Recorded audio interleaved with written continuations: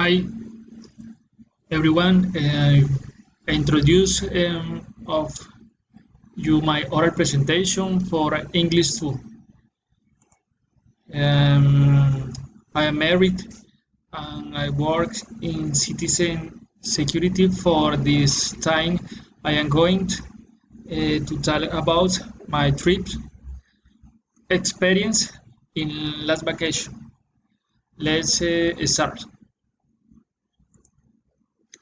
In my last vacation in August, I went to the city of Cartagena. I stayed there with my wife for the 3 days. I like it was cheap and that wonderful place there where I loved water sport and place to visit.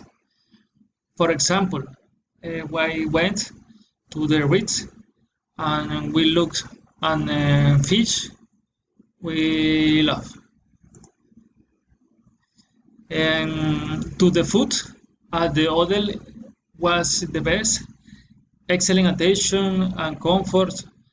Um, the water of the city wonderful, breeze cool, hot book, comfortable.